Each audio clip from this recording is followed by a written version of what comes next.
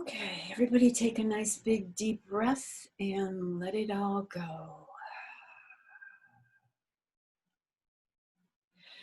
I am here only to be truly helpful.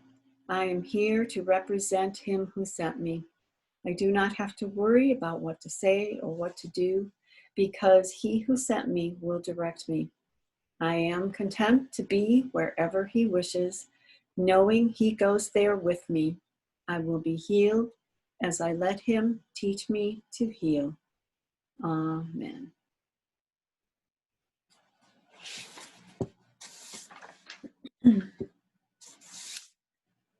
Okay, so last week we were talking about the section on page 17 in the text, and this section is called The Origins of Separation. And I was inspired to talk about this because Bob had mentioned how he felt like he was an innocent victim of even Jesus, or of God, because if God had not given us free will, then we could not have used that will against ourselves by choosing for the ego.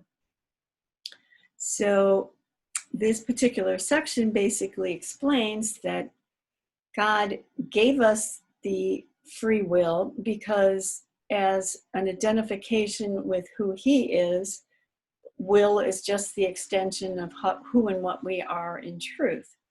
But in our decision to believe we could separate from that love, we encountered 4 steps, and I'll read those steps and then we'll go on from where we read last week. The first step was that you believe that what God created can be changed by your own mind. So when we chose for separation, we believed that we could do something in opposition to God and we could change our mind and become something different. Second, you believe that what is perfect can be rendered imperfect or lacking. Because when we took on the identity of being separate, we were now experiencing imperfection or aspects of lack.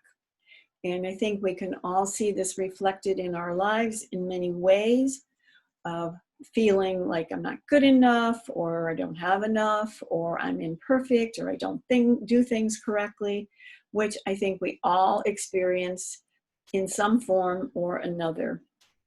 And I can remember when the movie Titanic was out and they were doing the awards night, and literally that movie, I think at that point in time, won more awards than any other movie in the history of movie making. And I think like the next day or two, I read an article where the man who produced the movie, a critic had said something negative about his movie. And immediately that took him into a tailspin, and he wanted to sue this person for saying that, which to me is such a great example of how no matter how many accolades we get, no matter how many people say nice things about us, if we carry that belief of lack or imperfection within us, we are going to attack someone when they appear to bring that to the surface. So it doesn't matter if we're the common person or someone rich and famous, we still carry that belief system because we chose to separate from allness and took on an identity in a world or an experience of less than. The third step was that we believe that you can distort the creations of God, including yourself. So we literally took on a completely different identity. We took on the concept of time and space and form, of which do not exist in truth. So we believe we've distorted and changed ourselves. And fourth, you believe that you can create yourself and that the direction of your own creation is up to you. So when we made that choice, we believed that we could create something beyond what God created. And from that moment on, we have felt like we needed to be in control. We needed to figure things out because we were on our own and alone. And the Course calls these distortions the concept of detour into fear. So we were told peace, connectedness, joy, oneness, And then when we identified with the ego, we went down deep into the concept of fear, which then multiplied into guilt, sin, and fear, separation, kill or be killed, and all the other aspects that the illusion, I'm going to say, provide for us, or the results of what that choosing for that package has brought for us. So I'm going to move on to paragraph number 3.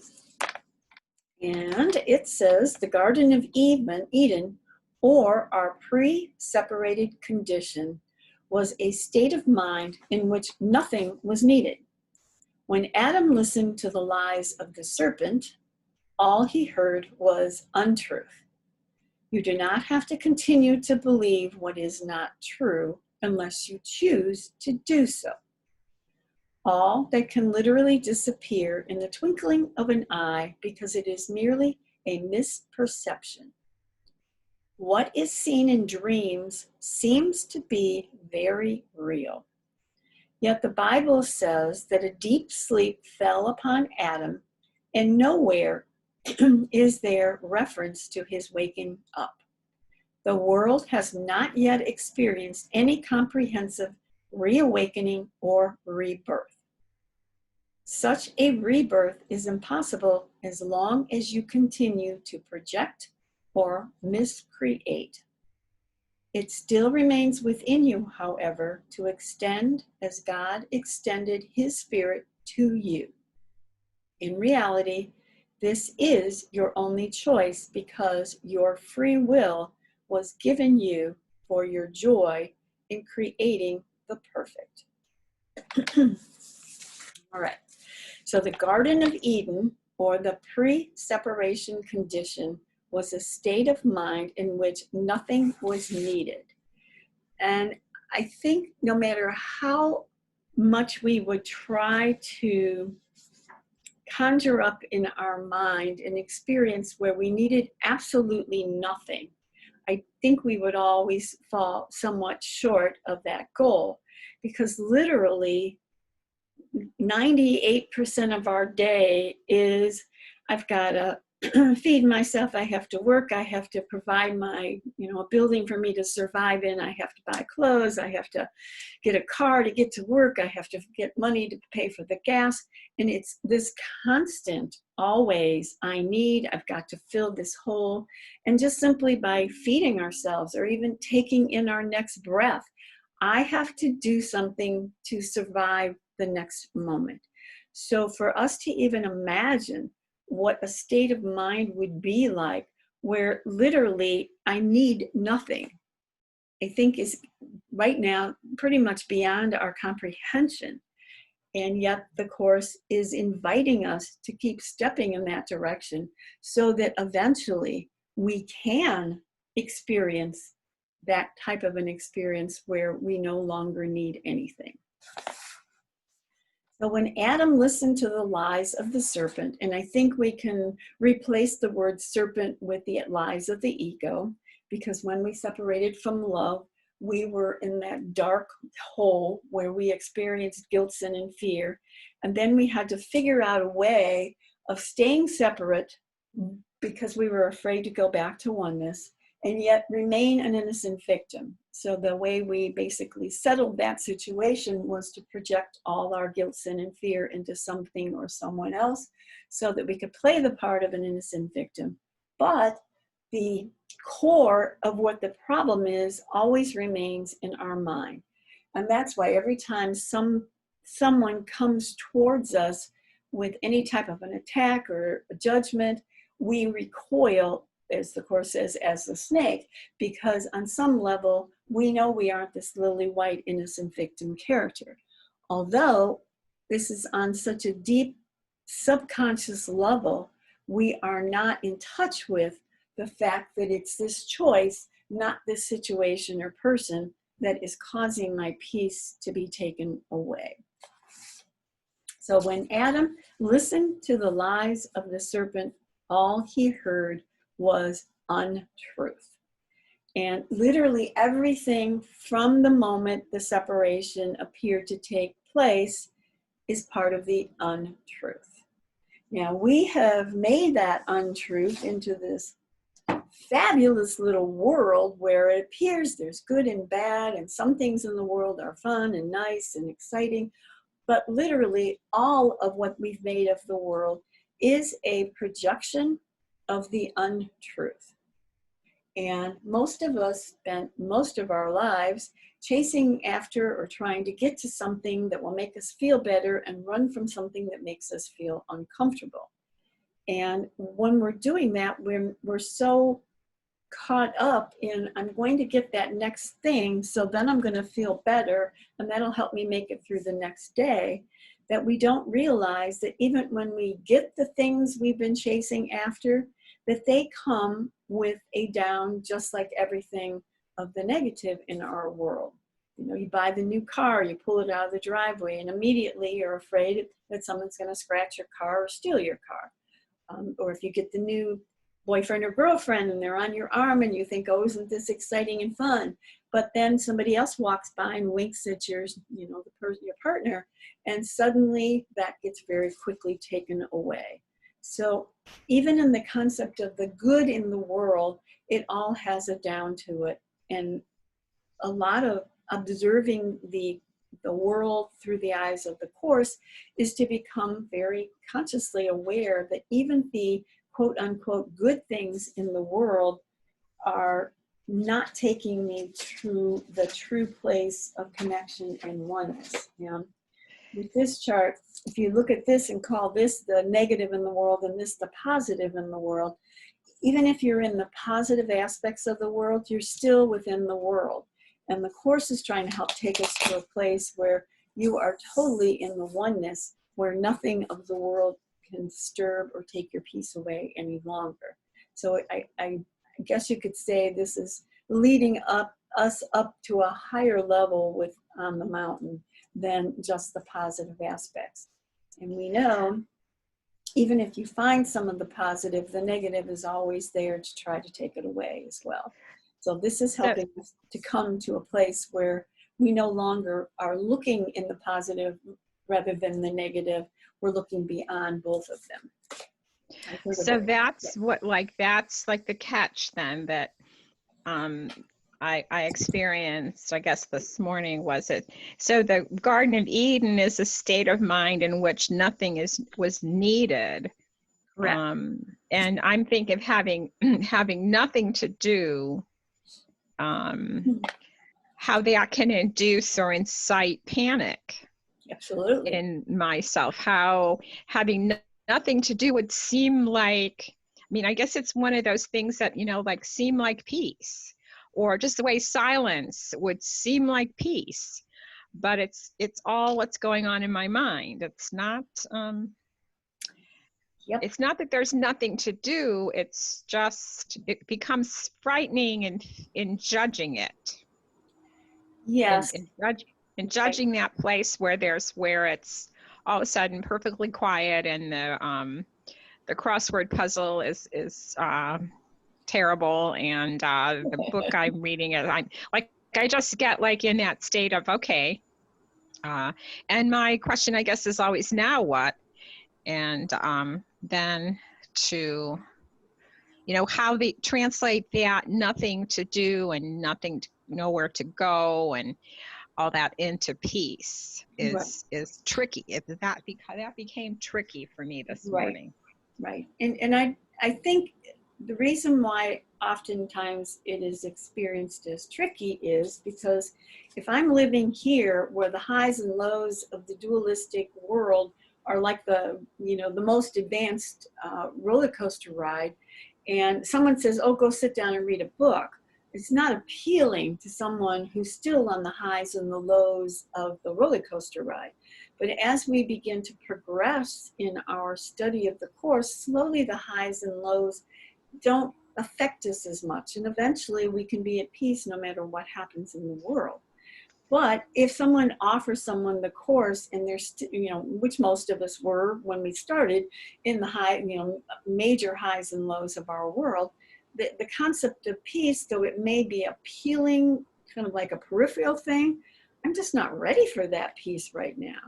And so the Course keeps coming to us, and then as we keep asking for healing, literally the highs and lows start to dissipate, and then they eventually move on to that place of peace. And, you know, when you're addicted to chaos, peace is really not your friend. But as we keep practicing, it becomes much more appealing. And, you know, quite literally, we're addicted to this. And let's see, you could say this is what truth is. And if I'm addicted to that, this just isn't going to feed me very much initially. Eventually, it will be exactly what I want. But right now, it's like I want peace, but I don't want to drop what is holding me from peace because I'm not spiritually mature enough to handle that at this time. And that's not good or bad. It's just a reflection of where we are right now. I'm thinking of if you're riding your bicycle, if you enjoy that activity and you know you're always correcting a right or left and you're going straight ahead and you're riding your bicycle, it's a pleasurable experience of gliding. I mean, whatever, maybe some people don't find it that way, but, and then if you're not, allowed to ride your bike, or, if you get physically hurt or whatever, and you're not able to ride your bike, it becomes a big negative space of, oh, I wish I could. And then to ask the Holy Spirit to help me in that space is very interesting, because I think that, well, the Holy Spirit doesn't know how to ride a bike. What does he care about that? I guess it's just interesting how my own judgment comes to kind of sabotage the idea of peace.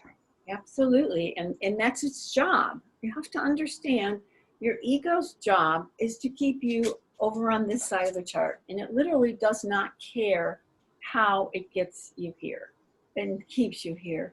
That's its job. And again, the ego is not this entity outside of us that's like the big boogeyman. The ego is literally our investment in this choice in opposition to the investment in this choice. But we have given it that, I guess you could say, power since the Big Bang. So it's running the show. And we go, oh, let's try it over here. And the ego says, oh, no, back here where you belong, girlie. And so there's going to be this internal, I'm going to call it a battle, because in a lot of ways that's how it is experienced, between what do I really want? What do I really want? And there are so many bazillions of ways that the illusion can pull us in. And the only answer that the Holy Spirit offers us is nothing happened. Well, if I'm enmeshed in this, I don't really want to know that nothing happened and proof my life is gone. I want stuff in my life to get fixed so I'll feel a little bit better about myself today. So eventually, as we progress within the practice, slowly our focus does not go solely for fixing my world. It starts to come to starts to dawn on us that what I really want is a sustained peace that can't be disrupted. But we can't make ourselves be ready for that space until we're ready for it. And so that's why we are asked to keep observing, watch yourself. You may be driving home from work thinking, oh, I've had a hard day at work. I just want to get in my chair and meditate. And the moment you walk in the door, you turn on the radio, you get something to eat, you turn on the TV.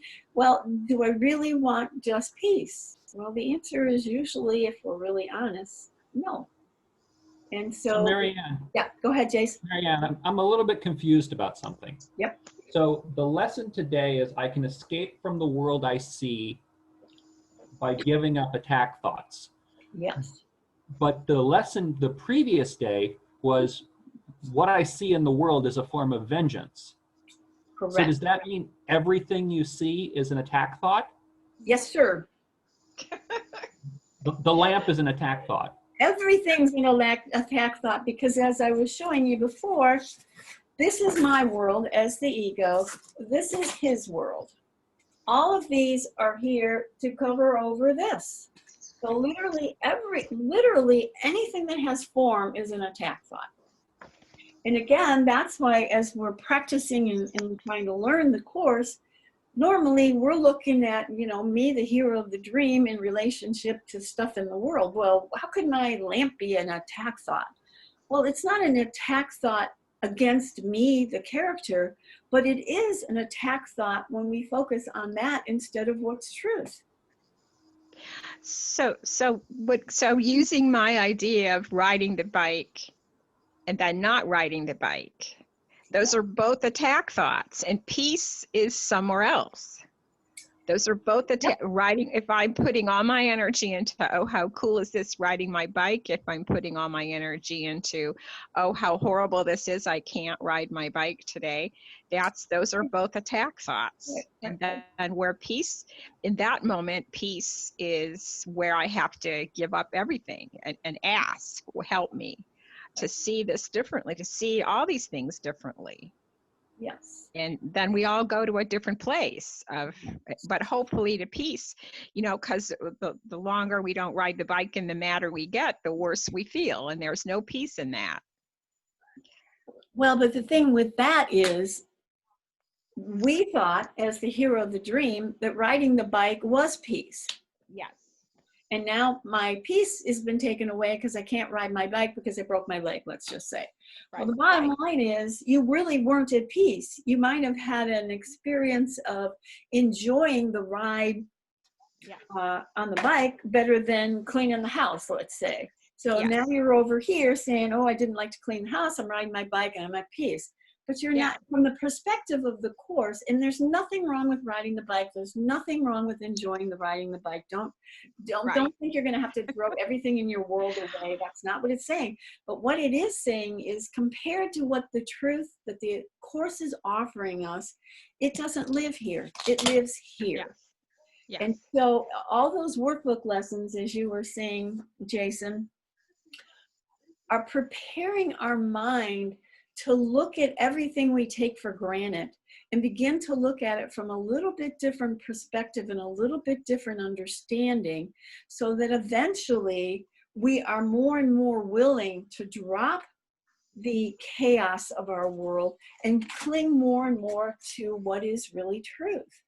Right now, that's like mind-boggling. What the heck are you talking about? And I know I've mentioned before that when I would go to the foundation, oftentimes Ken would have a chart that was on a chalkboard. And towards the end of the class, he would get the chalkboard out and he would start erasing it. And I was very consciously aware I wasn't ready for this.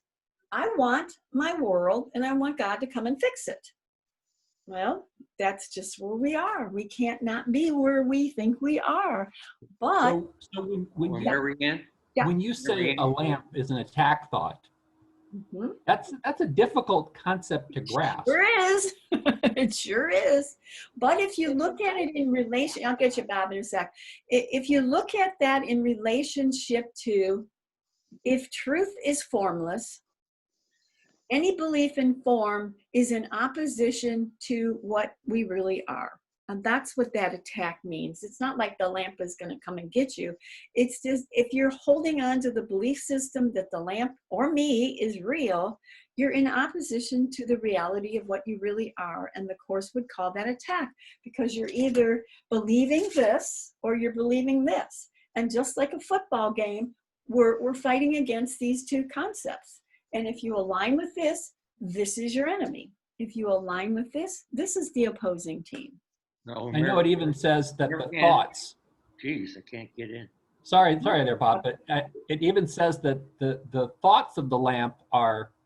Well, the thoughts are all there is. That's another thing we don't get. The thought is all there is. The Course is never talking about this. The Course is always talking about this. And I see the lamp because of this. And so I believe this is true. I see the lamp, and then I have the problem with the lamp, or whatever I have a problem with. But the lamp comes as an effect, and me and you as an effect of this thought system, which is a thought system of duality. Marianne, Yes, no, I would say that anything good or bad in that thought system is an attack on God. Absolutely. Good or bad. everything. Absolutely, absolutely. And the Course throughout will say good and bad, you know, opposites are all the same. They're all part of an illusion that's not real. I have a special relationship with everything in the Everything. world, every single thing, including the lamp. Yeah. Because if the lamp doesn't work, guess what? I'm angry, I'm upset. Even if I have a slight tinge of annoyance because the lamp is not working. Yep. It's a special relationship. Or if you particularly love the lamp, then you measure other things Same against thing. that. There you go. Yep. Right. Back So in it's the all day. about then the world, everything becomes your thoughts become all about the efficacy of the lamp instead of God. Correct. Yes. And you know, these concepts in some of the early workbook lessons are like, you know, we're digging pretty darn deep into the bottom of the world here. What do you mean looking at a lamp is an attack thought? That's absolutely insane.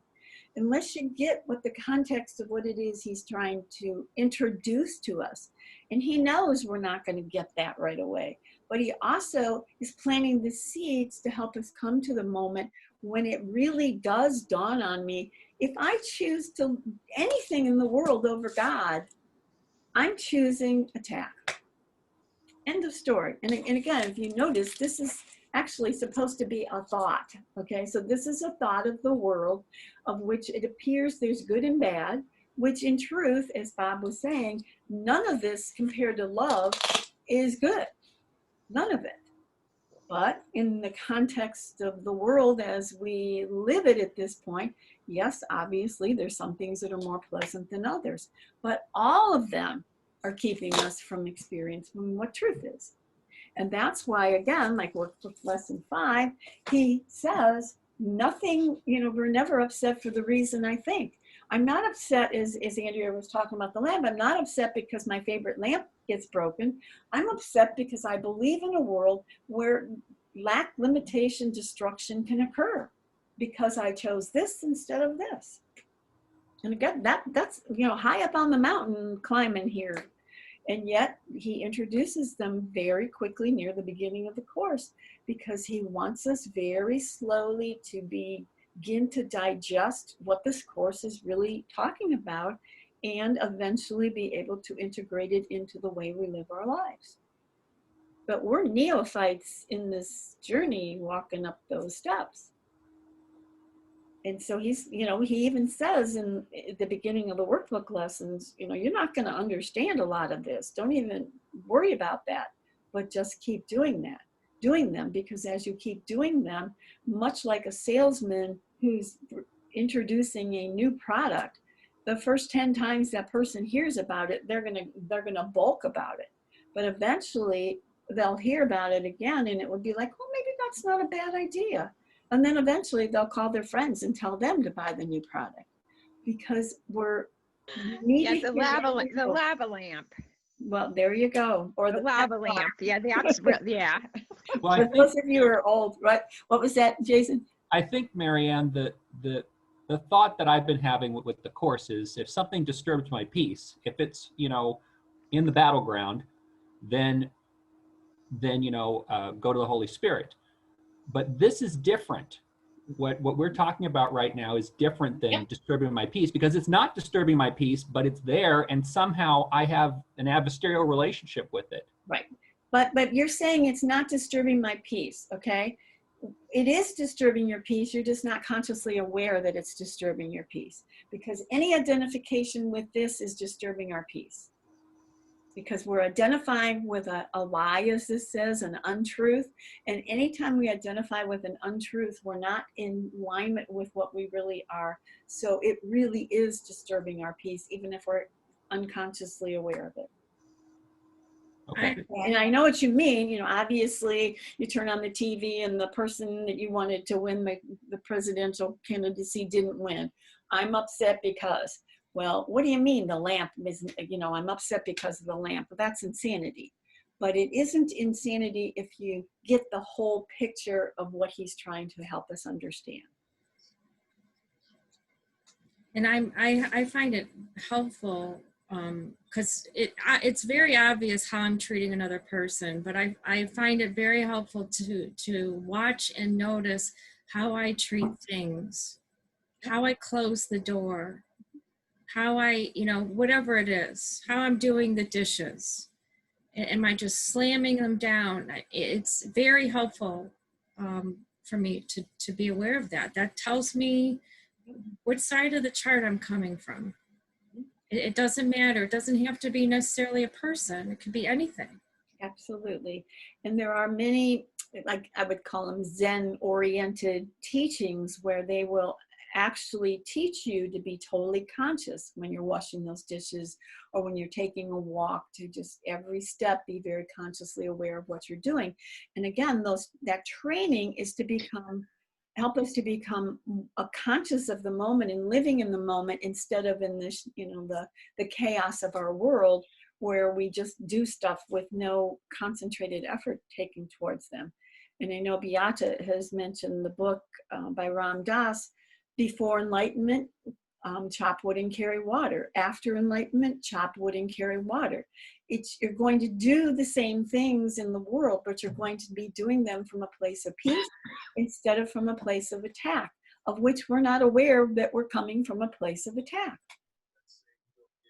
It's an all-encompassing thought system, of which takes many, I know I'm going to speak for myself, which takes a long time for me to really embrace and understand what he's really trying to lead us to. And then slowly it's like, oh, he means that. He means that. I mean, he means that too.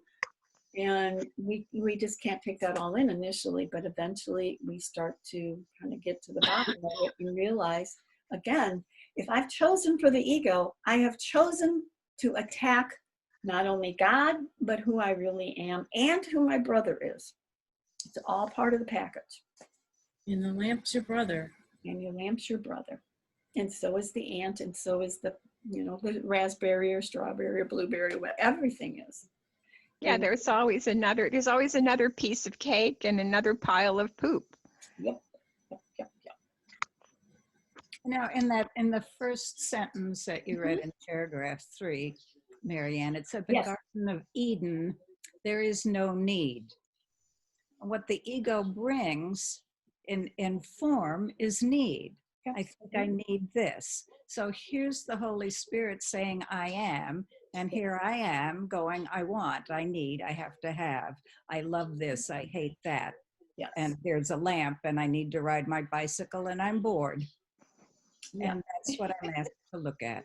Yes, exactly. And oftentimes the experience of boredom is really coming from the fact that I'm too uncomfortable with peace. Afraid of God's love. Absolutely. I don't want just a blank screen. I want the chaos, the excitement, the thrill, the what am I going to do next, and on and on and on it goes. And we're not asked to look at this and judge ourselves. We're being asked to look at this and become aware of, oh, that's where I am right now. And I thought I was really in a place where I just wanted peace above all other. And the facts are that I don't. And behind that looking, there's a giggle. And There's, behind, yeah. there's a lightness. Yes, beautiful. I love it. Yes, yes, yes, yes. All right. So let's see. I think we'll go on to line number 3. And again, understand that literally everything from the separation on is an untruth or a lie. And it, of course, speaks of it untruth here, but in other places it speaks of it as the lie. Everything that was a result of having made this choice is an untruth or a lie. Mm-hmm. And I'm going to just interject here, in the Bible, it talks about the idea that God kicked Adam and Eve out of the garden. But the Course is very, very adamant that God did not kick us out of the garden. And in fact, in the Bible, it not only says that he kicked them out of the garden, it also says that there's 4 angels on every side of the garden to keep them out and not let them in. The Course is very adamant of the idea the Son of God made consciously that choice to separate because the Son of God wanted to be godlike in the respect that it could be the creator or the maker, as the Course uses it. And it had nothing to do with God kicking us out. It had to do with us deciding we wanted to do it differently. And again, with this chart, God was on the throne. He gave us all his gifts of peace, love, joy, eternity, connectedness, innocence, and we're all the same. And at that moment, when we made the choice, we kicked God off the throne, and now we sit on that throne. And get in there. The results of that are separation. There's a me and a God, and now I have to be protective. I have to protect myself because God's going to come and destroy me like I think I destroyed him by making this choice. And then we have the guilt, sin, and fear, death, separation, and differences. And this is where we've sat since the Big Bang. God is still here waiting to pop on the chair, but as long as we sit in the chair, there's no room, because it's like the Zen story where the student comes to get a cup of tea, and the teacher tries to pour the water in the cup, but the cup is full. We are being asked to empty our cup. When we ask to drop our opinion of the experience that we're having, it's literally saying, empty your cup, and now I'll fill it with a different answer. As long as we walk in the room with our cup full, all it's going to do is pour over the side. And that is anti our very experience as an ego, because our catalyst of choosing for separation was, I want to be in control. I want to sit on the throne. I want to be the one in charge. And dropping that means I'm not in charge. I'm willing to just leave it empty and let him fill the answer. And to the degree that we are not doing that or not choosing to do that, but even when we want to do that, the reason why we're not as successful as we'd like is because we're so addicted to being in charge. And we want to continue to be God instead of let him be God. Literally, one second, whoever's going to talk, literally, we are saying, I'm God. God, I don't need you. Go away. Leave me alone. I got it under control. In any moment, and we talked earlier about the concept of the willingness, any instant that we have the willingness to drop our plan and we say, okay, Holy Spirit, I've had enough. I want you to show me the answer. That will slip in, even for a second. We may flip it back and get back right where we were, but that 1 second is bringing us the shift where we begin to spend more time here and less time here, which will eventually lead us to the healing of our mind. Okay, whoever was going to speak, I think it was Andrea, but I'm not sure. I was just thinking of how your example there with the throne and then so I'm thinking of when I'm unhappy, that I'm sitting on the throne and I'm not happy, seems is absolutely gets to me, because if I'm on the throne, I'm in charge.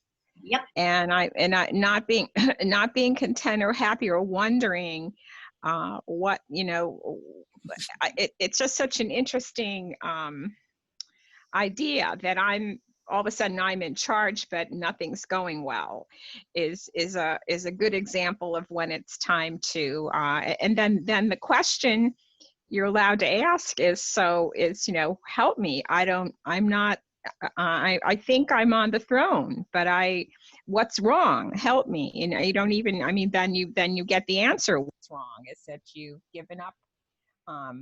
You've decided that you're going to be happy the way you think you should be. And when that's not working, that's like the single most, to me, the single most powerful identification is I'm on the throne, I'm in charge, but I'm not loving this. And then is when I can say, no, show me, help me. Yes. And that's, just kind of like I give up.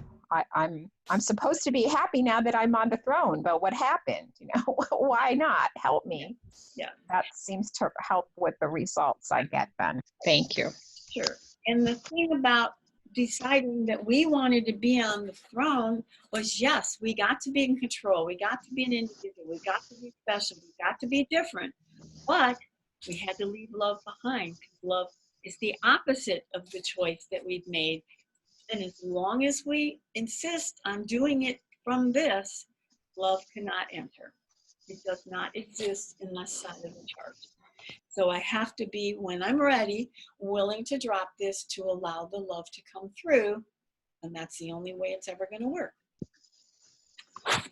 But as long as we believe the lies of the serpent, we literally said, God, I got it under control. See you later, dude. Until we finally go, all right, I've had enough. I don't care what your answer is. Bring it on, because I can't tolerate this anymore. And that's really the two choices. All right, line number 3. You do not have to continue to believe what is not true unless you choose to do so. Now, I can remember, Ken saying things like that occasionally, and it was like, I don't think I still choose that, and I really want to let it go, but apparently if it's still going, then I've chosen it. Whether I am consciously aware that I have chosen it or not, I have chosen to maintain this instead of this. And what Jesus is now trying to introduce us to invite us to understand is, at any given moment, you can now, because before you didn't realize that you could choose differently. You literally thought you were an innocent victim of this square, and everything that takes place in the square is beyond your control. Then he says, let's lift the veil, find out what's really running the show, and also show you there's another choice when you're willing to drop this choice, and I'll show you what your experience of being in connection with love will look like. But as long as you cling to any aspect of what the illusion's about, that will keep you from aligning with this.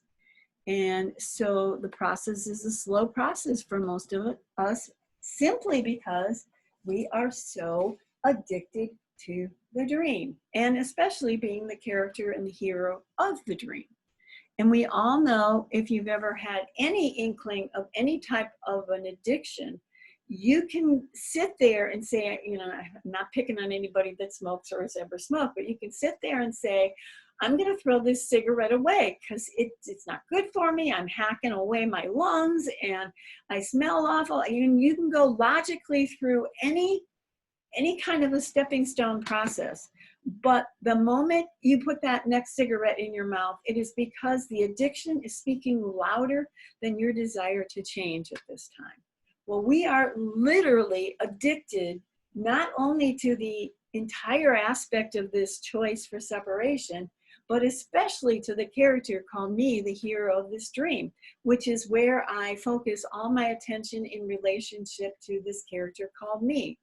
So we know, and that's just, we're talking cigarettes, okay, one item. This is about literally beginning to at least understand how addicted we are to all the things within our world. And that's a beginning step in us eventually being willing to let it go. It's, we got some work to do here, kids. I'm sorry to say. I wish I could just get the fairy godmother wand, but that's not the way it works, because we literally have to overcome the addiction that we put ourselves in, because we wanted to be right, we wanted to be special, we wanted to be different, we wanted to be God. And as long as we play that role, there's no room for God to come in. And again, as you become more and more aware of what the Course is really helping us to understand and where we are, Jesus is never doing this to make us feel bad. Literally, he's never sharing this information to make us feel bad. He is sharing this information because he knows we feel bad because of the result of the choice we've made. And he is allowing us to understand that there is another choice that we can now make when and if we're ready to do that. And, if today's the day you're not ready to let it go, so be it. But if you keep working on it, one day a circumstance will show up in your world where in the past you immediately went to attack, where you'll simply just, as the Course says, you'll put your arms down and you'll walk away. And that will come as you keep practicing the value of the Course and keep wanting more of the taste of what the Course is offering. All right, so Jesus said, all can literally disappear in a twinkling of an eye because it is merely a misperception. Well, from where we're sitting, it's probably going to be experienced as a little bit more challenging, even though in truth, it could happen like that. But again, because we're so addicted to this, it will probably take place in a series of, in a process of undoing. But it can and will disappear when we stop giving energy to the lie or the untruth. What is seen in dreams seems to be very real. I don't think anyone in the room would argue with that. My dream, whether it's a nighttime dream or a daytime dream, feels very real while I'm participating in it. And we know in your nighttime dreams, you can be chased and your heartbeat will actually start to beat faster. And you know nobody is in the room when you wake up from your dream. Well, literally, our heartbeat can be start beating faster when any of these kinds of things can happen. Even if you're watching a movie of one of these things happening, because we are so, again, addicted to the way that the illusion has been set up. But as we begin to observe, we begin to not be, we observe from here instead of down here as the me. Slowly, our attention will rise to observation rather than playing the part of the me, and it will slowly dissipate. But be very aware, A, we're very addicted, and B, we do believe the illusion is real, or the dreams, as it says here. It says, yet the Bible says that a deep sleep fell upon Adam, and nowhere is there reference to his waking up. So even in the Bible, it did speak of Adam falling asleep. And again, it doesn't say anywhere in the Bible of his waking up. And in a way, the Course is offering us the possibility of beginning to wake up. And the way we do that is to begin to realize that the dream we are in is not real. And our true identity lies outside and in opposition to any aspect, including the lamp of the dream. Okay, so line 7, the world has not yet experienced any comprehensive reawakening or rebirth. So we're all stuck in the illusion. And I know, as some people have studied the Course for a long time, some of you are fairly new, but I know that each one of us in the process of practicing the Course have felt very discouraged at times, or a little bit of the information in the Course goes in your intellectual awareness, but then you end up doing the same old thing as you did before. And it's really, really, really easy for us to browbeat ourselves and judge ourselves. But understand, if we fall back into the illusion, it simply means the addiction is overriding my now choice to align with truth. And as we continue to do that, eventually the alignment will become stronger than the alignment of this. And then this will become the automatic instead of the ego. But we have to respect the fact that we have put tremendous energy into making this be the reality that we experience. And eventually that will be it will flip to the opposite. But right now we have some work to do, because the question always becomes, in any given moment, what do you want? Do you want to attack the illusion? Do you want to continue to hold your I want to be right, I want to be an individual or special? Or in this moment, are you willing to drop that to find out what the answer is? And again, that's truly a process, and it's a process that you're not going to enjoy all the time. And there's this delightful little line in the Course that says, at any given time, whoever is the most sane in any given situation has the opportunity to choose differently. So you may be in confrontation with somebody else thinking, well, why do I always have to be the one that chooses? But if we understood the other person doesn't even have an option to choose because they're not in a spiritual level of even having the awareness of that, who has the responsibility? It's me. But that doesn't mean that I have to choose it right now. I could just, stomp my feet and cross my hands or arms or whatever, say, I'm not ready to do it now. And that's perfectly fine. Don't judge yourself. Just become aware that really represents that I'm too afraid of the choice for the love of God. And right now, I choose to stay in my pout and blame them instead of release myself. But Marianne, that's the only place there's a chance to release yourself. That's the only place. But if we're not ready to Right. we're asked not to judge ourselves for Right. holding firm to where we are right now. And well, I guess it helps me to zero in on those kind of ideas. That if I'm all stressed out about what I think and they think, that the only chance I have to release myself is right in that moment. By asking for help, like dropping it. I mean, that's so, like you always say, that's the good news, right? That's my chance. That's my only chance, because that's the way the ego works. It's going to work me until I take my chance with the Holy Spirit. Absolutely. And it's so important. And as I mentioned a few minutes ago, we are addicted to this thought system, period. Okay. And as we talked a little bit about the concept of an addiction, we know how an addiction continues to run your life even when you begin to want to make changes. It will continue to operate because we have given it that power to do so. But even if you're not at a place for, that you're willing to drop it, which I assure you, you will find yourself in sometimes. The very fact that we know there is another choice, even if I'm not ready to access that at this point, is truly a miracle. Because before, all I knew was this little box, and I was literally an innocent victim of this box. Or at least understanding there's a lot more going on than meets the eye. And when I'm ready to make that choice, the answer will be available to me.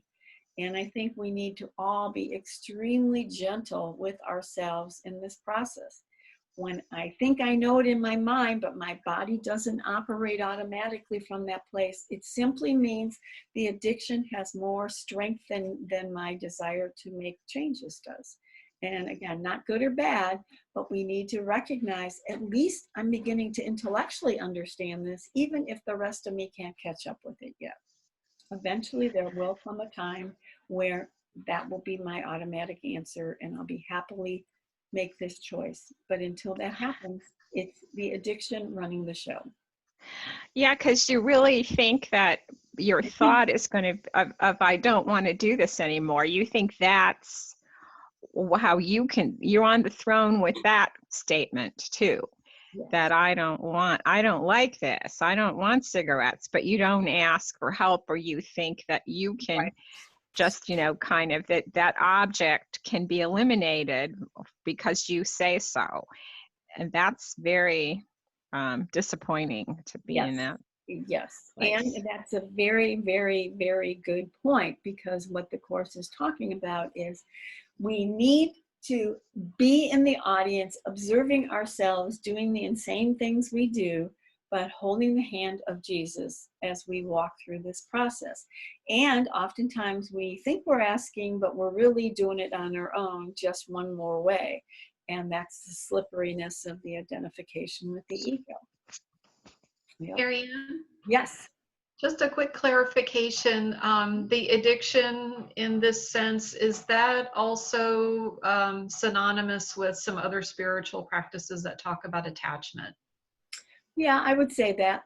Yep. Okay, thanks. But I would say that the concept of the addiction even goes probably deeper, because just like Jason's question about the, you know, the lamp is an attack thought. Well, I don't know that I'm attached to the lamp, but in essence, it's an aspect of the choice for separation. So I am addicted to the lamp as an effect of that choice, even if I don't even know I have an attachment to it. Does that make any sense? Thank you. No. It's a little tricky there. No. But I mean, okay, so I mean, you know, you like the cigarette. I'm addicted to the cigarette, but I'm literally addicted to breathing. I'm addicted to, you know, everything in the world. And I don't even know that I would never even put a label of I'm addicted to that, because we don't understand the depth of the choice for the ego and what it has brought us.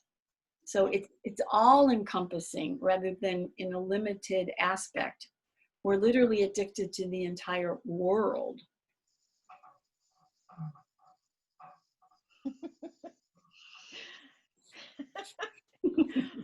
All right, we'll keep working with it. All right. So as Jesus is saying, and I always get a kick out of the fact that Jesus is constantly telling us where we are, what we're up to, what's going on, and what the mess we're in. And we keep going, no, no, no, no, no, no, not me. But he's basically saying the world has not yet experienced any comprehensive reawakening or rebirth. He's trying to help us understand. Don't be too surprised if you don't get this in a moment's notice, because nobody's getting this, because we're so deeply involved in the dream. And we know when you're deep in a dream and somebody comes and turns the light on, it's like, what did you do that for? And we don't want that to happen. And literally that's what's happening with the dream that we're in. We're not really at a place that we're ready to wake up from the dream. But again, as we keep choosing to align with this and we keep dropping this, that is opening our awareness. It's like instead of being in that deep dream, I'm starting to just become slightly conscious of the room now. So if somebody turns the light on, it won't be so sharp or so difficult. And slowly someone could turn on the light and it's like, okay, let's go.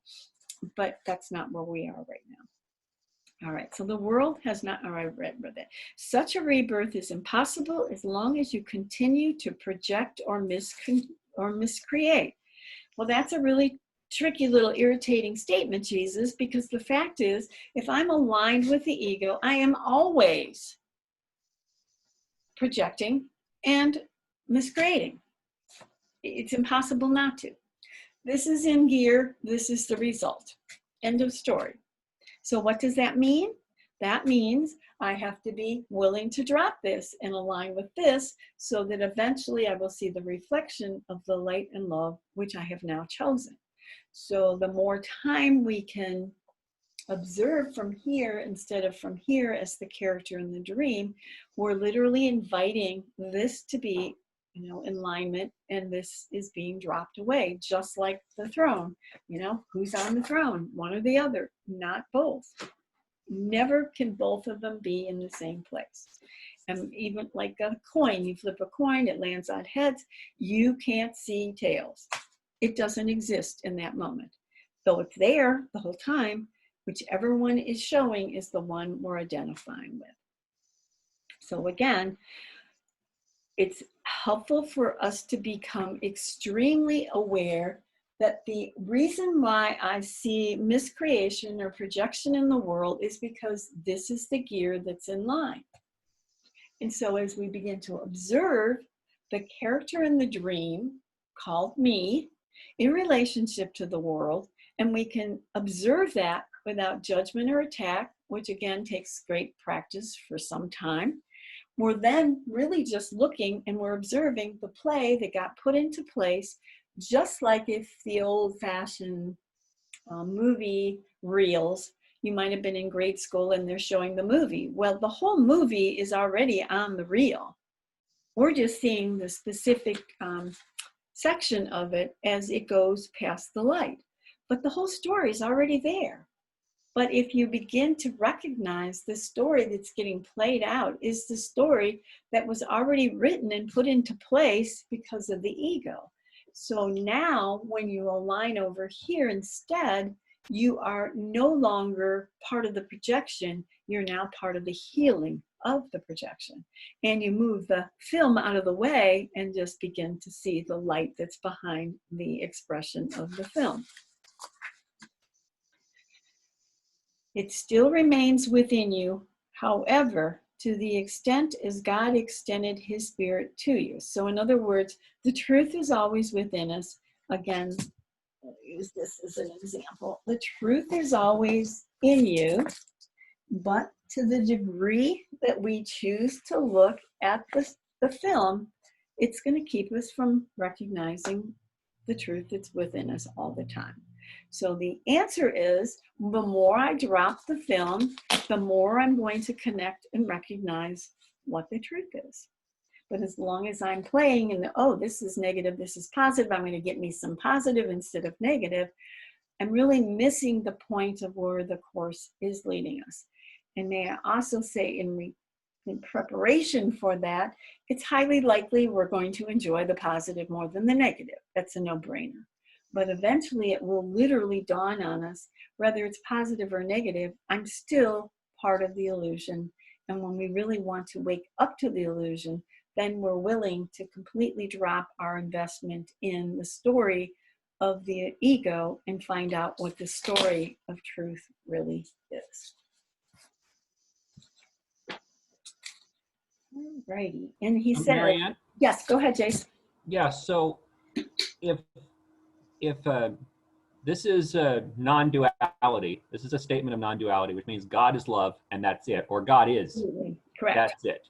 Yep. So the lamp is an attack on God, right? Yes.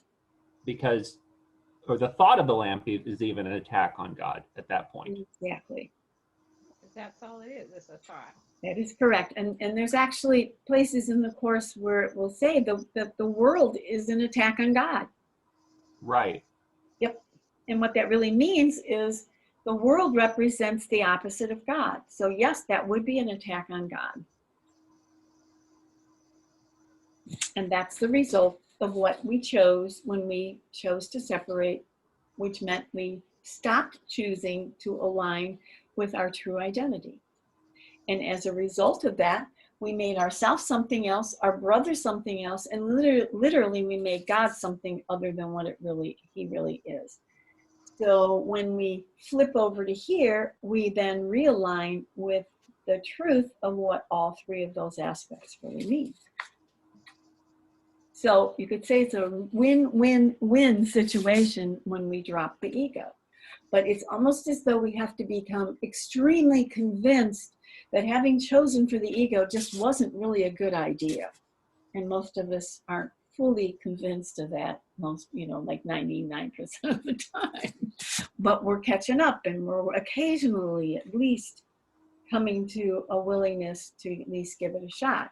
And Jesus says in one place, I think you've gotten to the point where you realize this world is not working all that well. Would you be willing to at least try my way? You can always come back and do it your way if you don't like it. But again, even if we begin to want it, the addiction will continue to try to pull us back to where, we've said we want to be.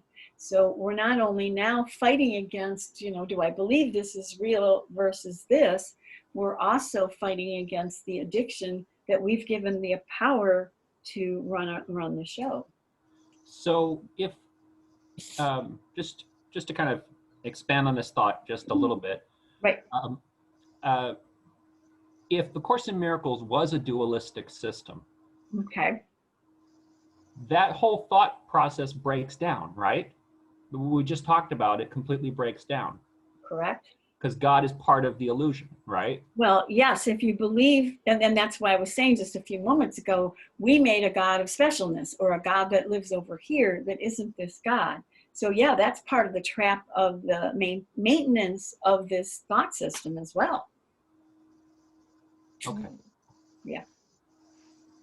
Yeah, because we have given God, and we projected onto God the attributes of the ego.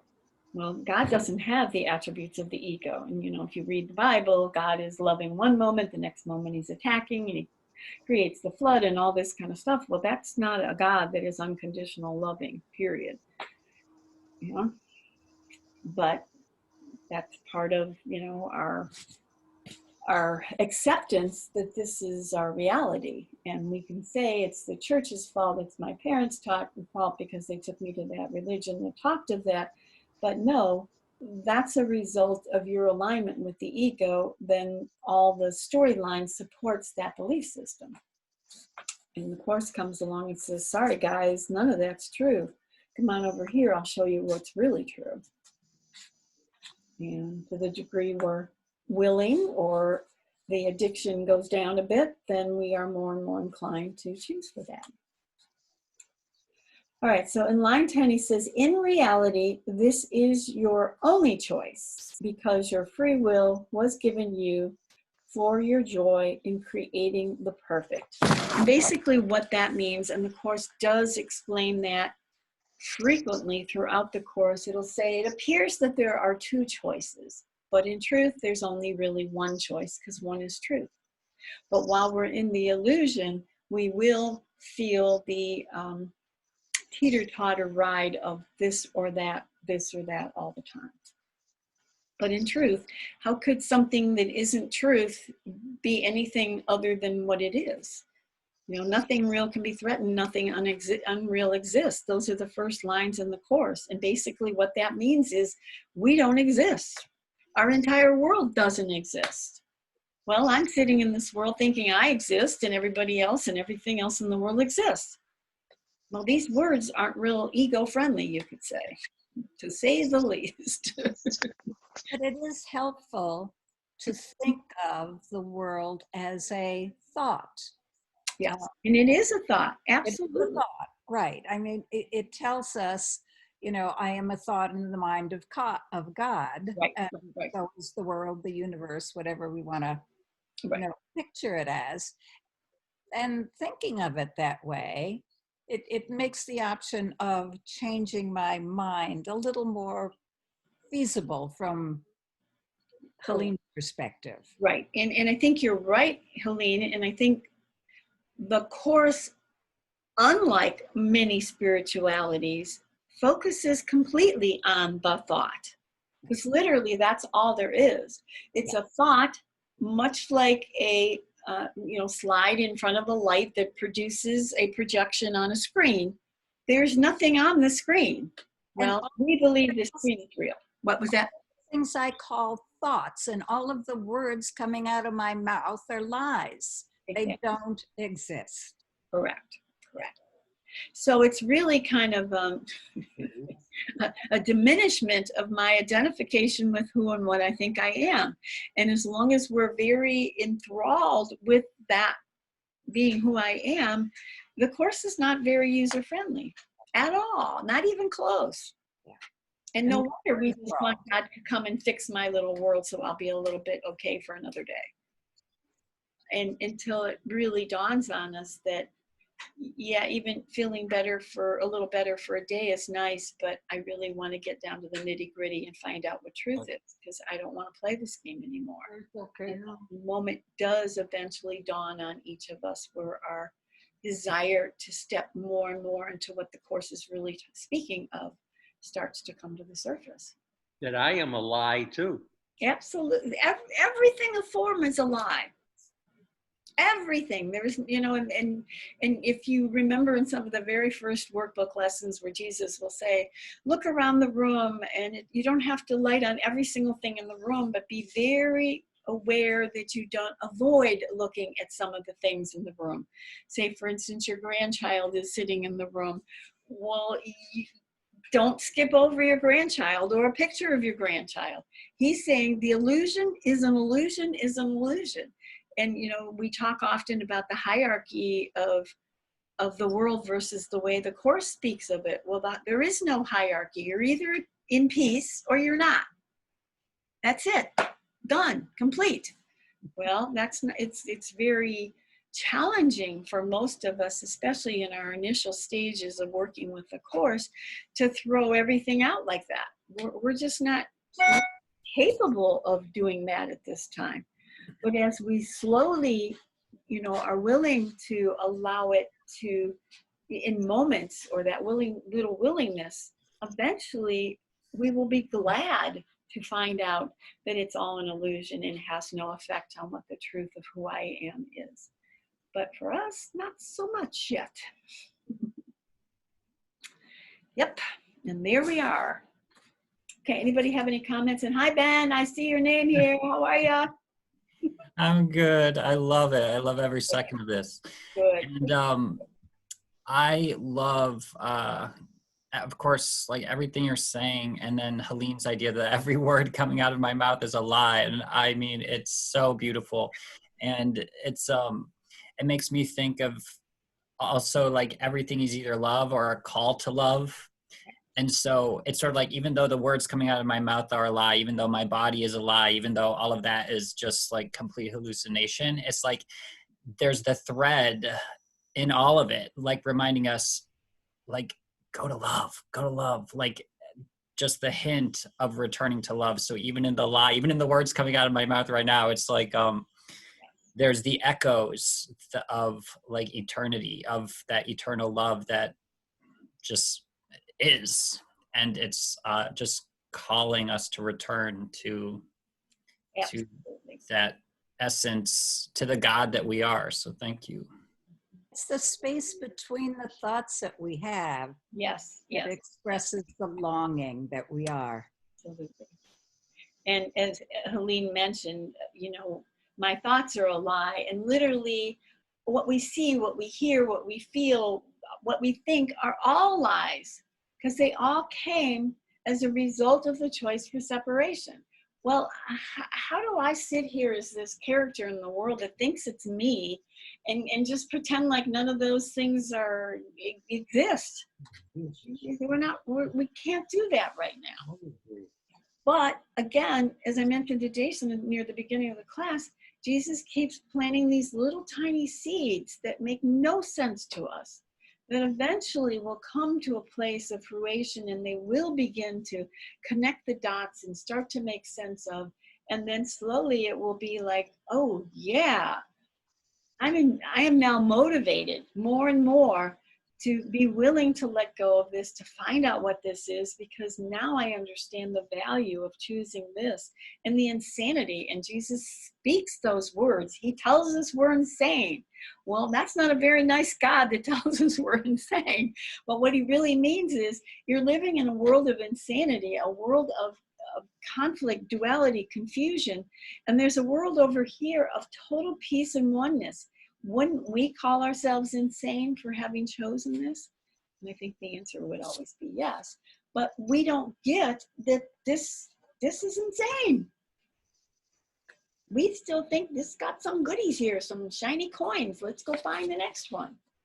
And not that we shouldn't continue to do that, but eventually it'll dawn on us that no shiny coins in the world will ever fill the space that the lack of love can fill, you know, or not lack of love, but true love can fill. It just can't. And I think it's important that each one of us do all the things we think we need to do in the world, because eventually we will come to that awareness that it isn't happening here. Not only is it not happening here, it's impossible to happen here, because we left love to come here. And the Course talks about the idea of seek but do not find. That's what our entire world is. Seek but do not find. But if we're in our right mind, we still have to take care of the body. We still have to eat. We still have to breathe. Correct. True. But I have heard stories, numerous stories of very spiritual people who came to a point, Bob, where they didn't have to take care of themselves any longer, the way we have to do it on that 24 hours a day kind of an experience.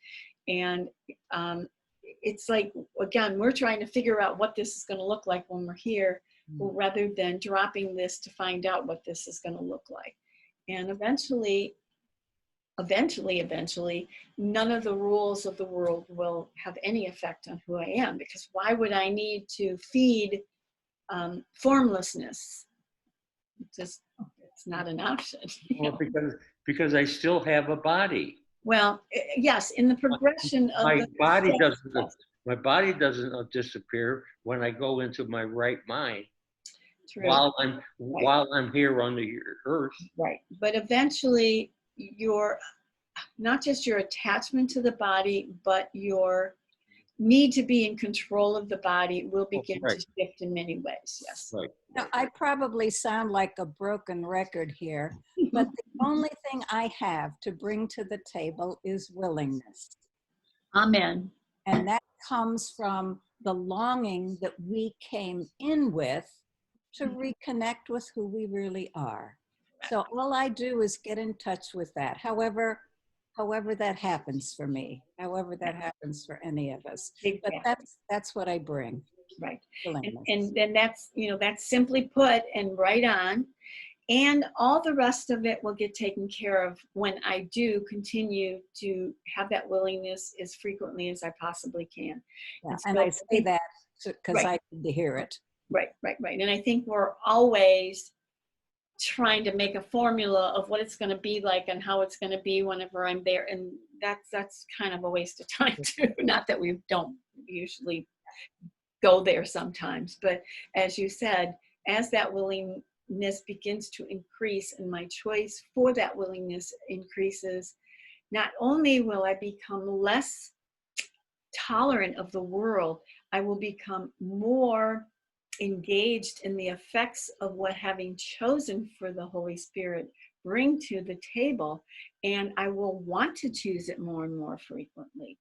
It's more like That from what I understand, from what I understand, that when you're in your right mind and still in your body, you'll say the right things at the right time. Absolutely. And if you are a brain surgeon, you'll be very, very good. No matter what you do, you'll be doing the best because you're coming from a different place. Correct. And see, that's the deal. Think of it again. All right, we'll use Kenny because we haven't played with Kenny for a while. He's been lonely. Kenny's being operated by the ego. So what operates Kenny is the thought system of guilt, sin, and fear, separation, blah, blah, blah, blah, blah. So when Kenny aligns with this, he's now being operated by love. So the response, whether it's being a doctor doing surgery or a Bob in relationship to something or someone in the world, the expression of that love, like a lighthouse, will just flow forward through it. And so again, the beauty of continuing to choose to connect with who we are instead of from the ego. Right. And you'll also take care of the body from love. From that place, exactly. Yes. Yep. All righty. So again, remember, there's really only one choice, and that choice is to align with truth. Even though at this point, it obviously appears that we do have two choices. And because of the addiction of the second choice, it is literally running the show right now.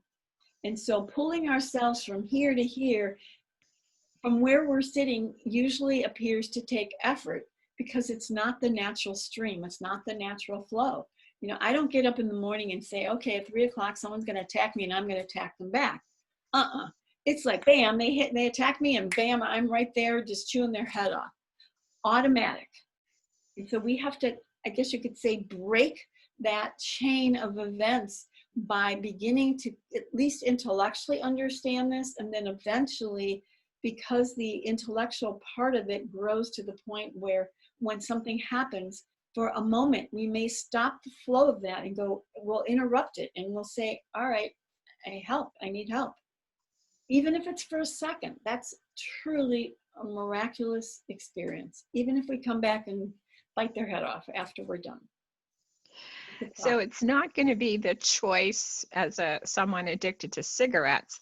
The choice to have a cigarette or not is not where the healing lies. It's in the choice for the Holy Spirit to ask the Holy Spirit to help us in our feeling of helplessness is what's going to change that.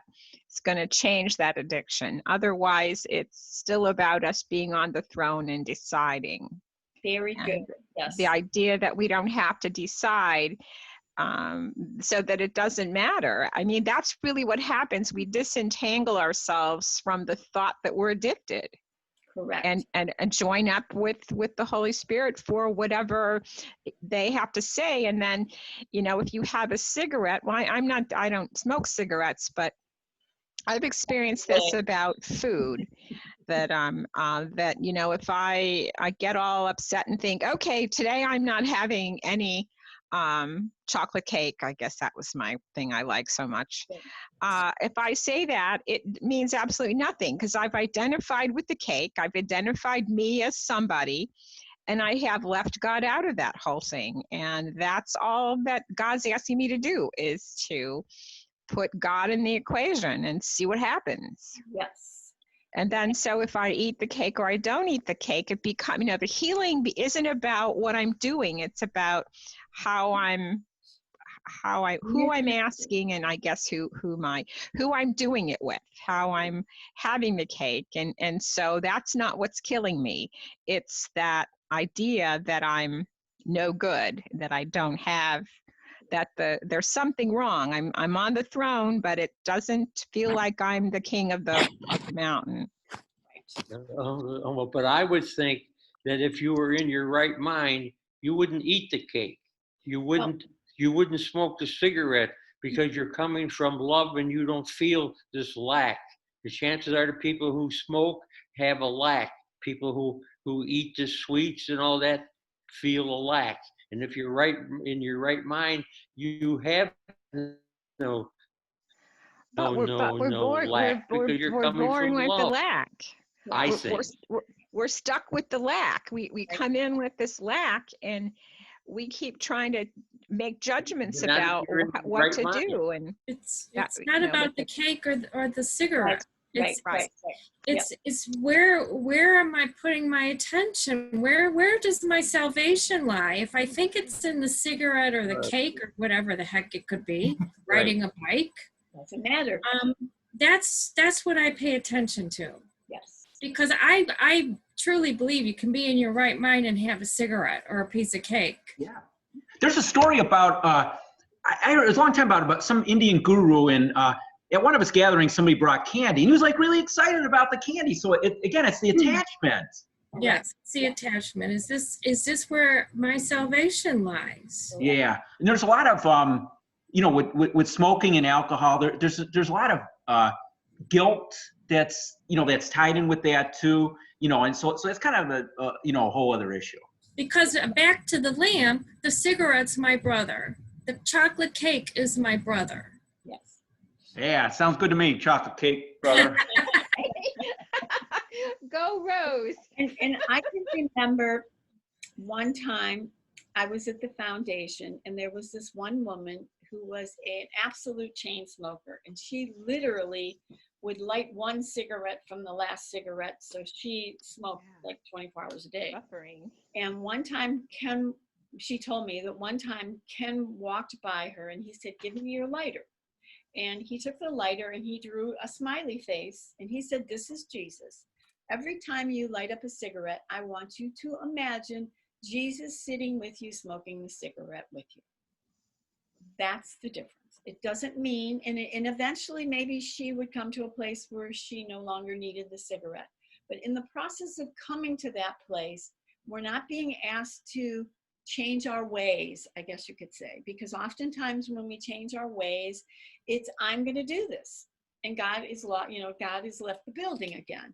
And I'm going to be in control. I'm going to tell myself I can't eat the chocolate cake. And we know that that may work for a little while, and usually it backfires eventually, and then we eat the whole cake instead of just a piece of cake. And again, this is asking us to keep taking Jesus with us in this process of the insanity of what we are. Because, and this doesn't, I'm always amazed at how this doesn't appear to be that significant, but in actuality, it's amazingly significant. You're either identified as the character me in the dream, or you're the observer of the character in the dream. When you identify with the character in the dream, you are literally unrolling the carpet of time. when you identify with the observer of the dream, of which you are a character in it, and you can come to a place where you can observe without judging or condemning anything that takes place within the dream, there you're out of time and space and you're collapsing time. Huge, huge, huge, huge, huge. So the more time we can spend outside observing the insanity of a dream that's already been set into motion, and I mentioned before the idea of the old reels in grade school that some of us are old enough to experience. The film is already, the story is already on the film. And until the piece of the film goes, the lights behind that particular piece of film, we can't see it. Well, we're going to be spending a lot of time observing what the ego is. And when we can do that without judging it or condemning it, we're literally, here's my collapsed time chart, we're literally out of time, and time keeps ticking while we're out of time. But when we come back, we've collapsed a portion of the time that needs to be filled when we're not out of time. So it's very powerful, very helpful, very necessary for us to look from the perspective of spending as much time as we can observing the insanity of these characters in the dream, of which I happen to be one of them. But from what I understand, that when you're in your right mind, you see everybody as love. Well, yeah, because you see everybody as the same. That's the only thing you see in somebody. And Bob, that would include the cigarette and the chocolate cake. Exactly. And understand, having chosen this brought the effect of difference. Choosing this, we're now seeing each other as the same. So it's fine for me to cheer for my favorite football team as long as Jesus is attached to my right hip. Right. And Yeah. Thanks, Helene. Unless you're afraid of addicting Jesus. oh, Doesn't mean I'm sinning against the Course of Miracles when I cheer for the Browns. but understand though, guys, we all know, and if you remember gym class, when you'd come in gym class and you were going to have a competition, half the people had got blue bibs and half of them got red bibs, okay? And within the context of that 1 hour gym class, or however long it took, you were in opposition. You were enemies, okay? And as soon as you walk out of the room, you take off your bib and you could be best friends with the opponent. Well, it's okay to do all of those things that we do within the world, but understand we want to rise above the battleground when we're talking about spirituality and leave behind all separation, all differences, all opposition. Because if opposition can't live here. Yeah. And of course, we're going to continue to do all kinds of shit in the world. It's just, we're still addicted. We can't pretend we're not addicted to the world. We are. But Marianne, observing it to the best of your ability. Yeah, who was going to speak? could you show that picture with the time, the holy instant again, and describe that once more? Yep. It's very simple, but very potent. Got it? Thank you. Sure. Does anybody remember, there was a movie in the 90s with John Travolta, and again, it's just a movie, it was Michael the Archangel, and he's, Yeah. he puts sugar on Frosted Flakes. But anyway, then someone asks him and he says, "Oh, I'm not that kind of angel." It's just kind of funny. Yes. And since this has come up a couple times in the conversation, I remember the story of Ram Dass, who had gone to India, and he brought with him a nice big suitcase filled with all kinds of drugs. He went to see his guru, who of course knew everything, and the guru says, "Hey, I want you to bring that suitcase with you the next time you come to see me." And he's going, "What do you mean that suitcase? What are you talking about?" Well, eventually Ram Dass did bring the suitcase, and the master, or whatever you want, guru, took everything, which was a whole lot of stuff, drugs, whatever, paraphernalia or whatever, and took them all at one time, and it had absolutely no effect on him.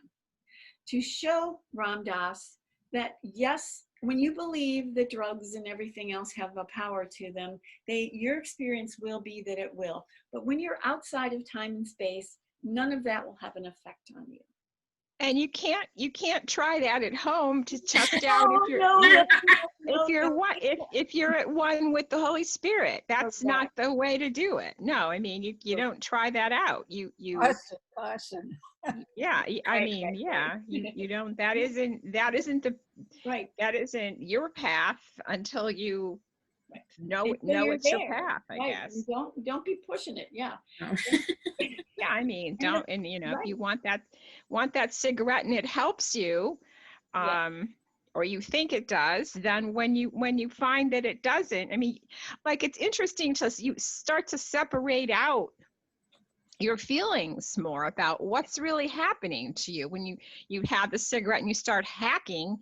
You go, wait a minute, maybe the Holy Spirit could help instead of, have another one. It just, it has to occur in your mind. Nobody can force you to give up that or the drugs or anything. And that's just important, because that's where the peace is, right there. You get real about it, and you go, oh, wow, well, there might be peace then instead of another cigarette or another piece of chocolate. And then the desire for peace begins to take over and the other things fall away. And, I know I've shared this story before as well, where Helen had I don't know if it was a dream or an image, where she was shopping with Jesus, and Helen used to love to shop. She shopped every Saturday with Ken. But she had this dream where she was walking in a mall with Jesus, and they walked into the store, and back in the 70s pantsuits were real popular, so there was a big table of pantsuits, and he took one of the pantsuits and gave it to her and said, here you go, this is all you'll need. And then he walked out of the store, and she ran back in the store and grabbed a whole handful of pantsuits, and he turned around and looked at her and said, oh, if you think you need them, then you do, but in truth you really don't. And so we have to take ourselves exactly where we are, whatever that is. And if we understood that cigarette, that piece of chocolate cake, that pantsuit, whatever it is literally a security blanket, because we're too afraid of the connection of love. And then why would I judge myself if I think I need that at this time? Simply keep doing it, but keep asking the Holy Spirit to take you to a higher level, and eventually it will fall away. And if you really do pay attention, You just explained my point. If you're at love, you don't need that stuff. Right. Why would you? Yes. Yeah. And you might be ready to leave the body and go to peace. That, why don't give up a chance like that? The heck with the pantsuits. Just, head for the, I don't know, head for the enlightenment. Yeah, and I love the conversation on food, and I think too the pantsuits are also food. I mean, it's like if I think I need even apples, bananas, spinach, like I'm only like when I'm honest with myself, I'm only eating because I don't trust God. I'm eating because I trust my body more than I trust God, and not to shame myself for that, but just to see it for what it is. Yes. And if I think I need the spinach and the apples and the bananas, well, I need them. Like Marianne just said, like the pantsuits, and I'll need them until I don't need them anymore. You don't need them. But I mean, we don't know if enlightenment comes along in the middle of your bite of spinach. You just might, leave the planet, leave that behind. That we don't ever know what how that's gonna occur. And be very aware. Leave the planet, no pun intended, huh? There you go. but be aware that when the addiction for anything falls away, at that moment, it's no longer a sacrifice, and it's no longer me doing it. Right. Okay, very, very important, because this is a course that has nothing to do with sacrifice. And if we're sacrificing to prove to God that we're a good person or a good Course in Miracles student or any of those kinds of things, you're still doing it, and you're not allowing God to do it for you. Amen. And I know that goes against a lot of rules that our world provides for us, but ultimately that's the end deal. That I think that once we're at love, who needs anything else? That I would say that feeling of love is so fantastic and so great that who needs anything else? I got everything here I could possibly want. Yes. My husband and I were with a guru one time, and the guru said, you know, being on planet Earth is this wonderful thing, and we're here to learn and blah, blah, blah. And my husband asked her, so what is it like to be where you are? And she said, oh, it's a bazillion times better than where you are. And the Course even speaks of that, actually, where it says, take the most wonderful experience you've ever had on planet Earth and multiply it 1,000 times 1,000, and it won't even come close to the experience of being. Right. Who would want anything else? Exactly. But that doesn't mean I have to stop riding my bicycle. No, and it doesn't mean you shouldn't stop. You should stop doing any of the things that you think are of value or importance now. But eventually they will just fall away of their own. So don't fight it. All right, paragraph 4.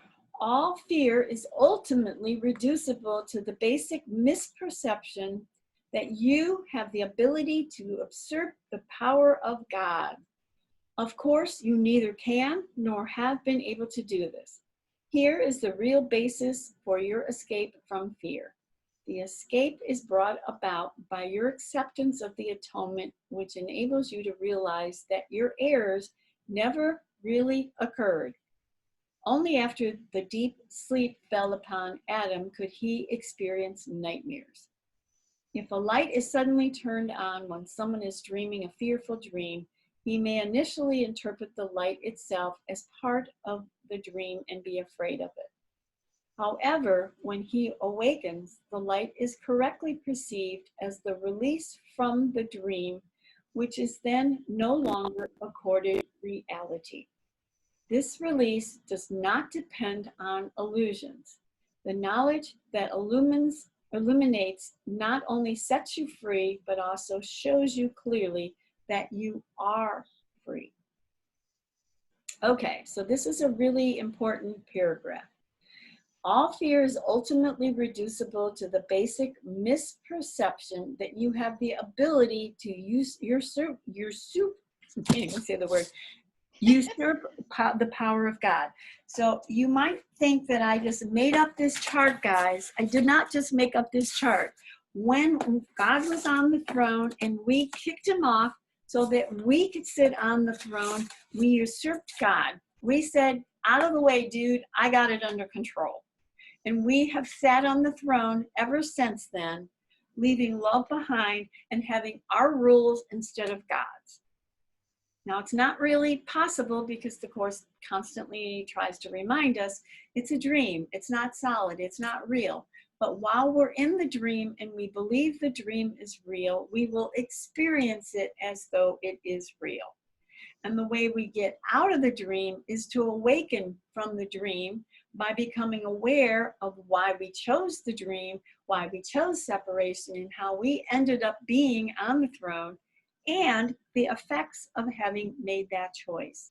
And when it starts to dawn on us that making that choice was not my advantage, was not a good deal. Yes, I got to be an individual, special and different, but I had to leave love behind. And when it dawns on us that my value to reconnect with love is more important than my investment in the belief of being right, important, and valuable, then eventually we will make that choice. And we will say, all right, you show me what truth is, because I don't know how to do that on my own.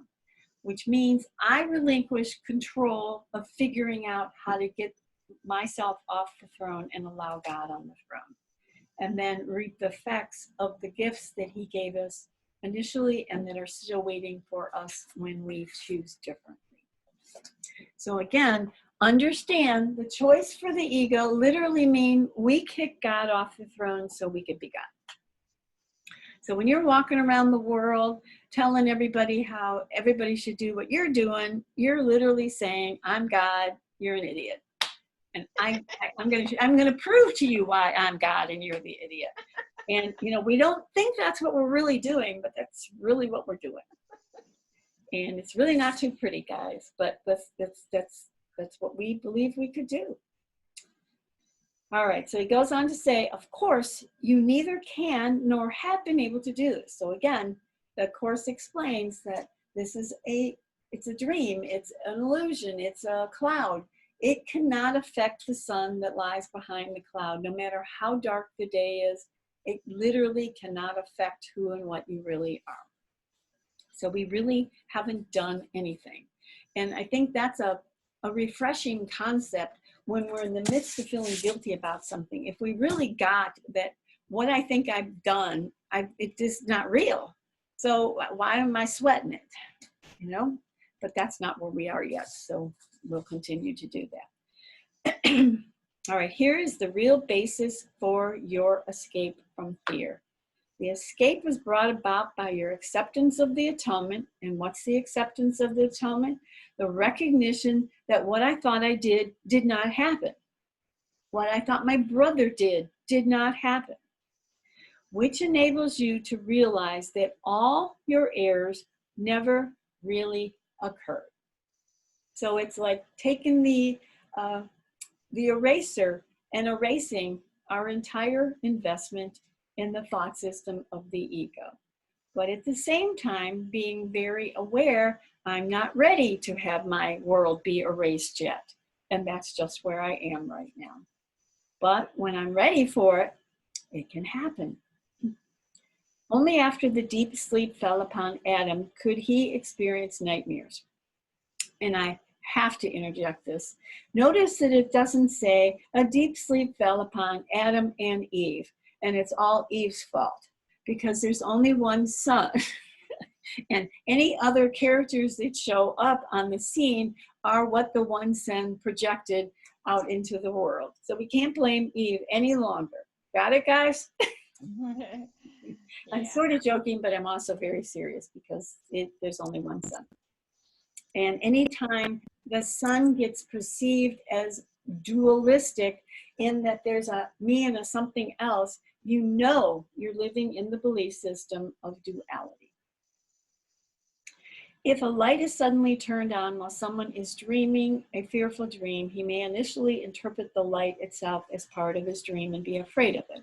Well, as I mentioned before, if we're deep in sleep and a light comes on, it shatters us. It's just too much for us to take. Or if in this case, we would integrate it into our dream to make it part of the dream.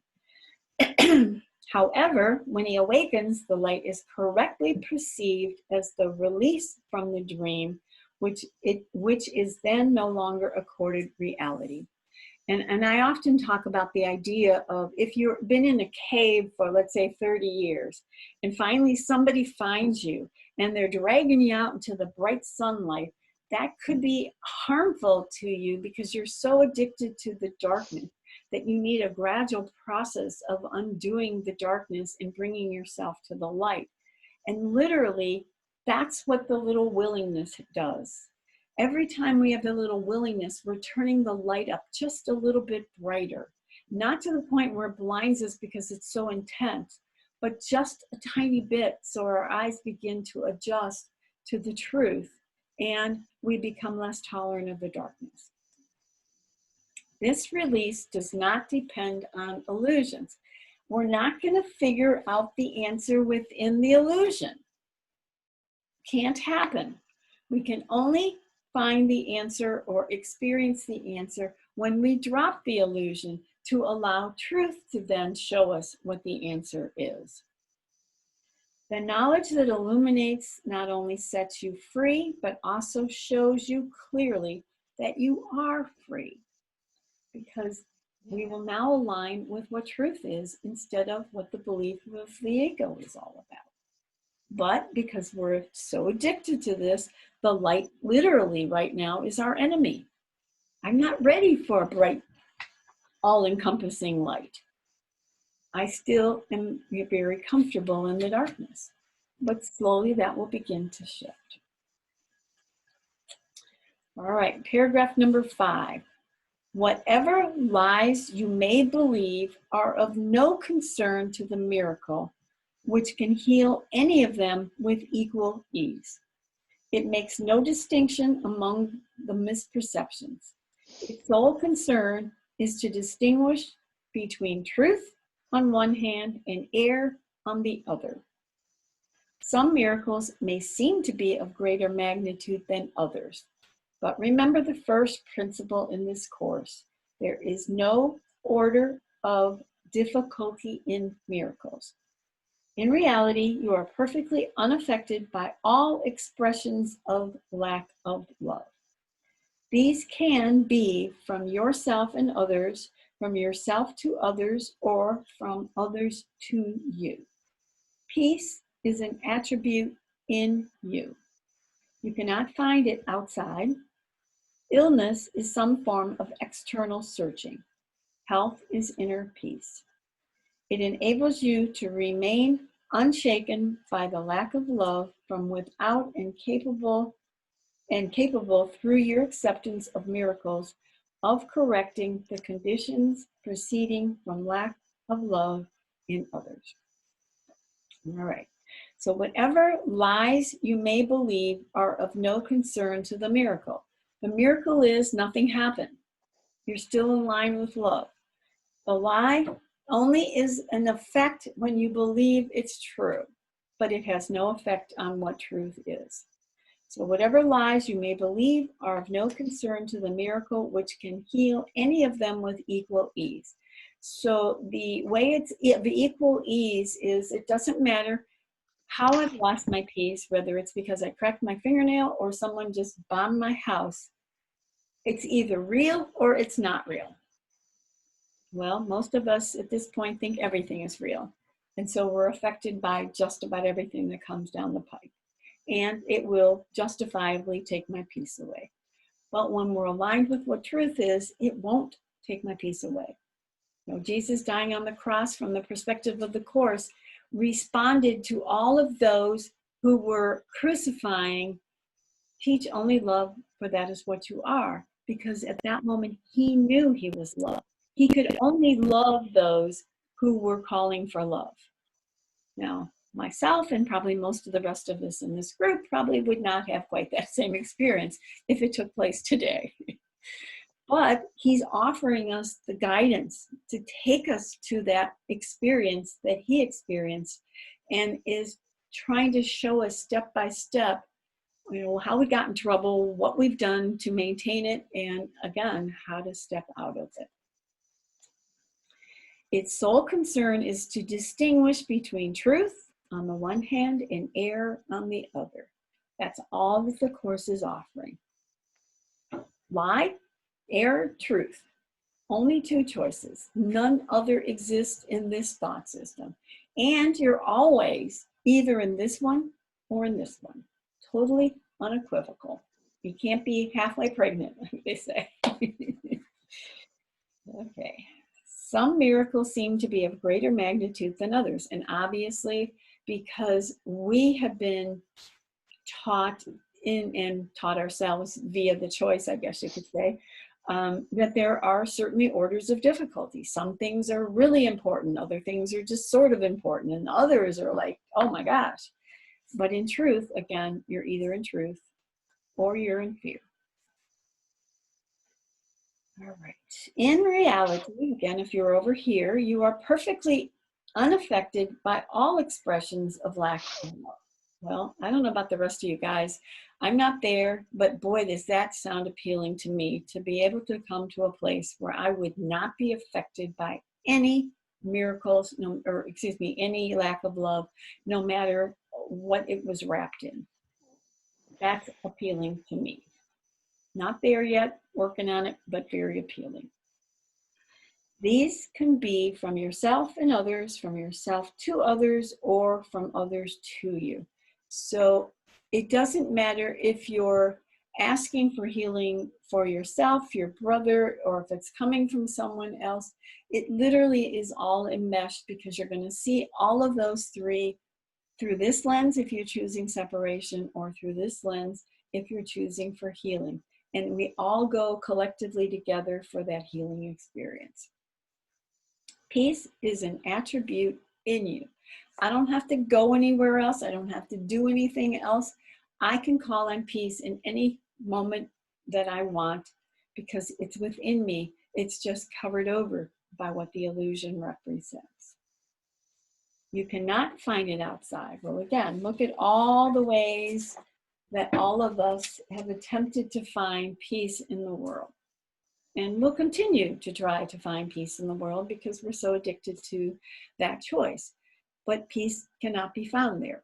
It doesn't exist there. And that's a revelation in my book, to recognize we've been, as they say, barking up the wrong tree. Or as Ken would often say, or one of his tapes said, he said, we have finally put the ladder up against the right building. We haven't climbed up the ladder yet, but we at least are on the right building, so now there's an opportunity to find the answer. In the past, we were chasing after dreams that could not ever fulfill that possibility. Now it says, illness is some form of external searching, health is inner peace. Understand that when the Course is speaking of illness or health, it doesn't really mean anything to do with the body. It means what it means is the mind. Your mind is either healthy or it is ill, and it's healthy or ill depending on which thought system you are aligned with. And sometimes, having chosen for truth, you may have a quote unquote healing experience in the world in regard to your physical body. Or you could be like Jesus, who obviously the last moments the last moment of his life, we would not look upon as and say, wow, look, Jesus is having a wonderful healing experience. In the image that was being portrayed, it did not look that way. But in his mind, because he was totally aligned with truth, his identification was with his mind and not with his body. So for him, it made absolutely no difference what happened to his body. He was totally no longer attached to any connection with being that body, other than he represented an image that still was seen in the world. And again, the value of continuing to choose to connect with truth in our mind versus what's going on in our bodies. Again, very challenging because we're so addicted to being the character. You know, we paid a high price to play the part of the hero of the dream. Not only did we pay a very high price for it, we have reinforced that identification with every breath we take since the moment we were born, and then even before that in other experiences. So right now we're working on spending more time here, less time here, and eventually this attachment, identification, addiction will slowly fall away because our choice will then be replaced by what I want now. It enables you to remain unshaken by lack of love from without and capable through your acceptance of miracles of correcting the conditions proceeding from lack of love in others. So again, eventually when you're aligned with this, you will see your brother through the eyes of love because you will be identified with love. And the only way you will be able to see your brother is through love. So again, we're not only winning, our brother is winning, and our identification with who we are will slowly begin to come to the surface. But be very aware that the problem came because we said, God, I want to sit on the throne. Get thee out of here. I'm going to be the leader of the pack. I don't need you anymore. That's literally what happened when we made that choice and took it seriously to separate from love. And again, the Course is constantly reminding us, literally, none of this literally has an effect of what you are, except for to the belief that you are, except for to the degree that you identify with this being who you are. When your identification of this falls away, you will completely know nothing has happened to affect the truth of who and what you are. We'll allow God to come back on the throne. We will be an effect of that love, and all will be well in the world, but there won't be a world anymore. All right, anybody, about 2 minutes and then we'll close the class. Anybody have any quick comments in regard to any of those last paragraphs? All right. Seeing silence. So Marianne, Yes. we talk about sitting with Jesus in the theater, right? Yes. Observing our lives. Yes. But isn't it easy for us to put words in Jesus's mouth? You know, the ego to put words in Jesus's mouth. I mean, how do you know you're sitting with Jesus, or you're not just deceiving yourself? Well, that's a really good question, and one that basically Ken was asked literally every workshop in one form or another. And his answer, because he was Jewish, he answered because Jesus has a Jewish accent, which of course he was joking. And I think, Jason, we're gonna be duped many times along the way, and just like trying to find the middle of the dial of the perfect setting of a radio station, we're going to go back and forth and be confused and not have it correct. But eventually we will find our way to totally connecting with Jesus, with nothing else.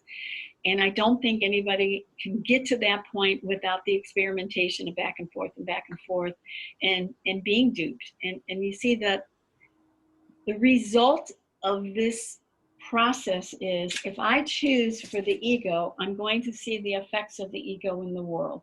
When I begin to choose to connect with truth, I'm going to begin to see the effects of that.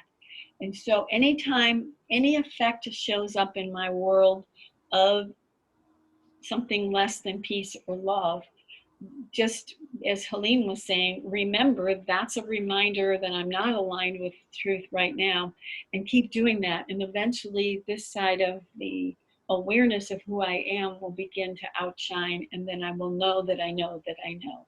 And until then, we're in practice mode. And no different than learning how to play the piano. How many times in the process of playing the piano to become a concert pianist is it going to be faltering mistakes and horrible and sound terrible and whatever, to eventually come to the moment when you literally become the music, and then nothing can disturb you again. Okay. I think it's just from the beginning, those things don't pack the same. A part of it just doesn't feel like it's as bad as it used to be, Right. or you're just slipping something in there and you're going, oh, well, yeah, I guess maybe that doesn't have to count, as something to worry about. I guess that's what I know is you don't take any of it seriously anymore. You don't, so, then you're not that attracted to it as you used to be. And that feeling of not being attracted to it is where the peace is. Yeah. And then if you have the cake or you don't, it doesn't matter, but that you see that it's not going to work for you that's not going to do it. That's where the peace is, right there. That's ultimately when we really become motivated to really practice the Course, as the Course has really been laid out in front of us. As long as I think I have some aspect of thinking I know how to figure it out, I'm doing it again, and I'm kicking God off the throne. But slowly, we really just like, hey, you're in charge. I can't do this anymore. And you really drop it all. That I feel as though I get Jesus's voice a couple different ways, and that is that sometimes I have a question, Okay. and this question is answered with a whole mess of things at one time. It's just like it swishes into my mind, and I say, well, yes, and everything makes sense. And then also sometimes in the Course of Miracles, also with the Harvey, that sometimes in the Course of Miracles, I'll ask a question and Harvey will answer the question. And then right after he answers a question, I say, Harvey, would you repeat that? And he doesn't know what he said. Exactly. Yeah. And this happens with many different people. And after these, I really don't feel this peace. Right. I just have answers to my questions. Right. And also one time at work, I had asked a question, and when this guy comes up to me who hardly ever talk to. I just say good morning and that type of stuff. And they came up and they gave me my answer and walked away. You know? Yep. I feel as though that came from God. Yes, and I would agree with that, Bob. If you really put out there that you want to get this, you could see a billboard, or you could get your hair done, and that person could answer your question. Right. It as the Course speaks of it, the answer will come in a way that is the least threatening for you, because again, we're enmeshed in fear by this choice, and so even though we think we want this so badly, again, just like we read, the light is too penetrating right now, so we're afraid of it. But maybe a little tweak of, like I said, some guy that you hardly even talk to will walk by you and say something, and it's like, whoa, yeah, because that didn't bring that much fear to you. And also one time, I had a very bad problem, and it was very. It felt like 1,000-pound weight on my back, and I sat down, and the answer came in a flash, and like that 1,000-pound was lifted immediately off of my back, and I felt really good. I said, "Of course, that's the answer. Of course." Right. But again, oftentimes when you're in that kind of a low place, like you were describing, or the 1,000-pound weight, that's when we are really strongly willing to drop our investment in thinking we know an answer. And that's when it can slip in, because, there's nobody on the throne anymore. Again, like if I'm on the throne, it's like I mentioned earlier, this is like having a cup that's filled with water and we ask God to come in. Well, God can't come in because I've got my cup full. I've got to empty that cup to allow him to come in and bring that answer. Yeah. All right, we're going to do our usual. I'll mute everyone, say the prayer, and then if anybody wants to stay on and chat, they're welcome to do so.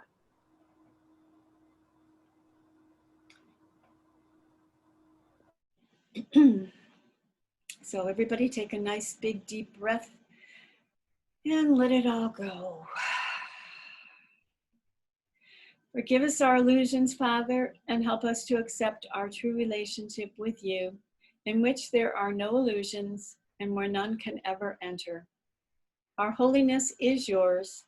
What can there be in us that needs forgiveness when yours is perfect? The sleep of forgetfulness is only the unwillingness to remember your forgiveness and your love. Let us not wander into temptation, for the temptation of the Son of God is not your will. And let us receive only what you have given, and accept but this into the minds which you created and which you love. Amen.